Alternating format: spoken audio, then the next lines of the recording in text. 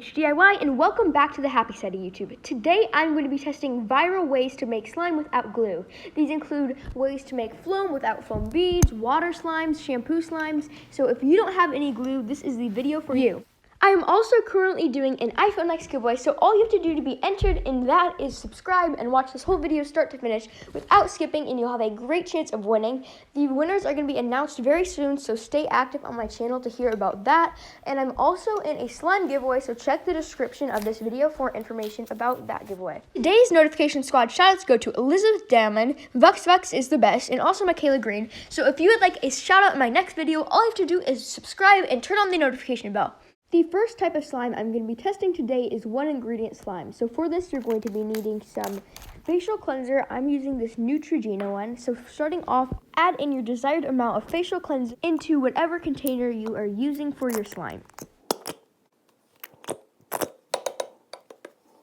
This is a one ingredient slime, but you can totally add it in some food coloring or some metallic powder. I'm using this metallic pigment I found at Target into your slime if you want to make it look a little bit cooler. It won't really affect the formula at all, but it will make it look a little nicer.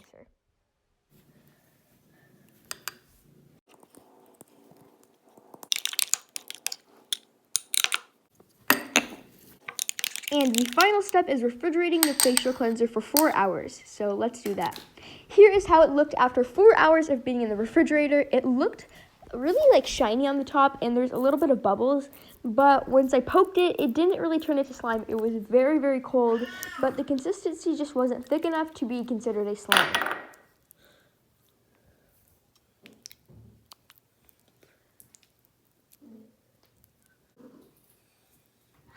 This next recipe I'm going to be making is a recipe I actually made up myself, and it's how to make FLOAM without glue or foam beads. So for this, you're going to be needing some tapioca, which you can buy at any grocery store and you might actually have at home. So add in some of your tapioca to your bowl.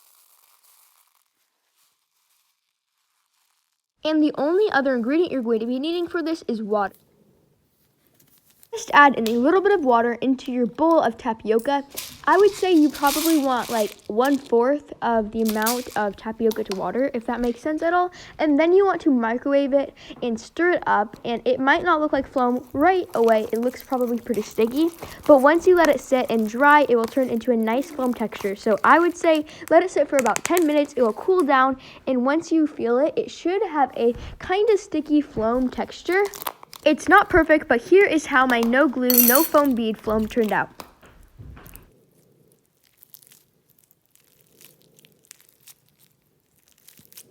The next recipe I'm going to be testing is no glue hair gel slime. So for this, you're going to be needing some hair gel. In the recipe that I saw in a video, they did specify that the hair gel has to be alcohol-free. So this hair gel I found at Target was alcohol-free. Alcohol is just a drying agent in the hair gel, so most of the more jiggly looking hair gels will actually not have alcohol in them.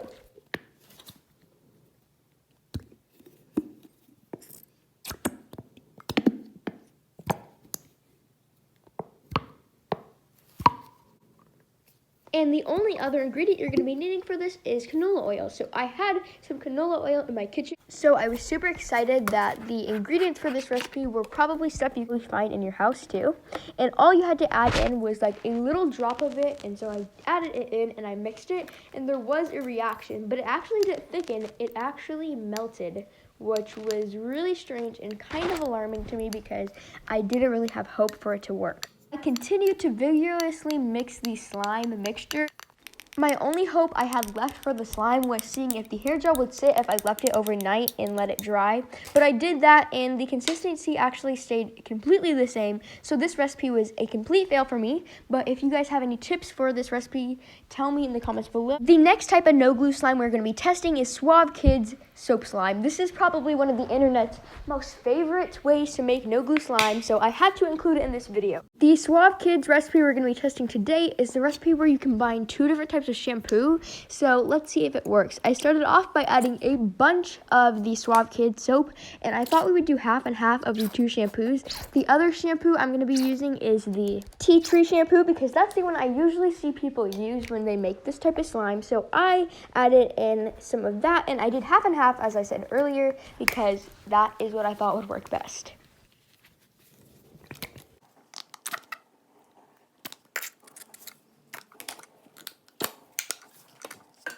I also added in some FLOAM beads because I thought it would make it look really cool. These are the Karina Garcia FLOAM beads that I got from one of her kits, so I was super excited to use these.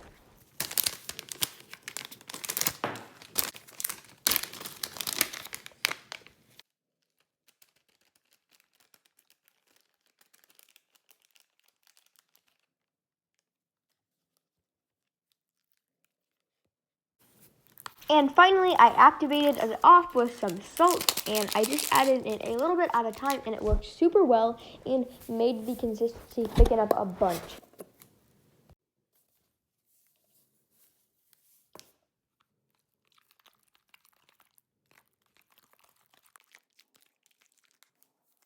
At this point, the slime was fully activated by the salt and you could touch it without sticking, but I let it sit for a few days because I thought it would clear up and thicken up, because usually with Swab kit slimes, they get a lot more thick and holdable once you let them sit.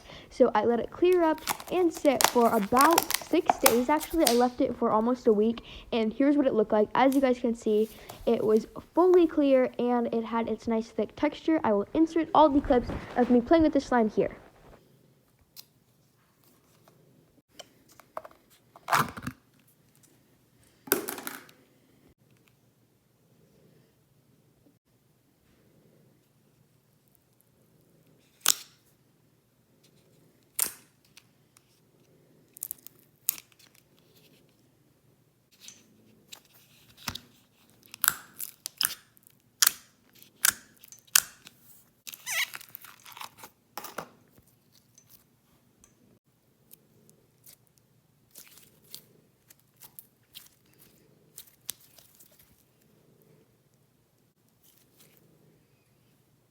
The next type of viral no-glue slime I'm going to be testing is water slime. The first thing you're going to be doing to make this water slime is adding in some shampoo to your bowl. So I use Pantene because it seems to be the thickest and usually activates pretty well. So I added in a bottle of that. The recipe also called for hand soap, so I used some of this watermelon soft soap because you guys always recommend it and ask me to test it. And then I mixed it, and right after I started mixing it, I could feel the two soaps thickening up because of some sort of chemical reaction between the two soaps. So I thought that was really interesting, and I was super excited to activate it. But first, you have to add in your water, of course. And I added in a whole bottle of water because I wanted it to be super jiggly, but I wasn't sure if it wouldn't like activate or anything. So then I mixed in the water, and it actually didn't affect the texture too much.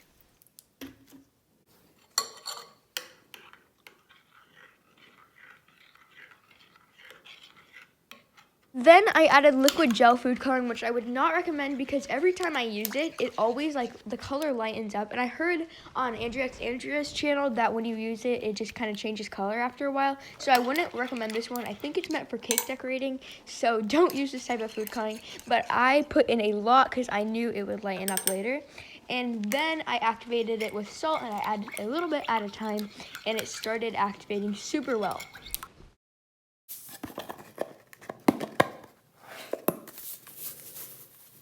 Even though there was a whole bottle of water in the slime, it activated really well, and every time I would add more salt, it would get thicker and thicker. But I decided after a while of activating it that I would let it sit for a couple of days so that it would clear up and also dry out.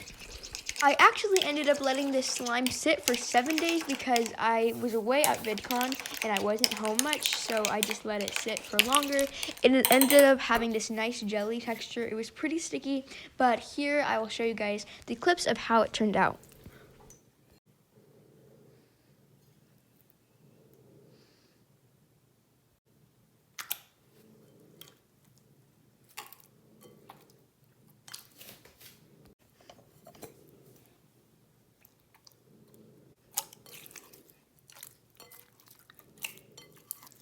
The next type of viral no-glue slime I'm going to be testing is flower slime, and this is something I have not tested on my channel before, so I was super excited to test it out. It called for lotion and shampoo, so I found this weird soap that had like a divider in between the soap, and it had like lotion in it too, so I added that into my bowl, and then I stirred it together, and it started getting super liquidy, which was kind of concerning.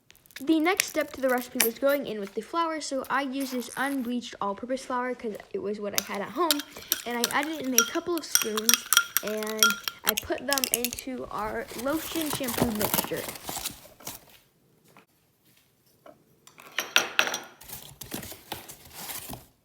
The goal, I guess, was to make like a frosting texture, and then you're supposed to freeze it. So I froze it, and after it took it out of the freezer, it was pretty much the same texture.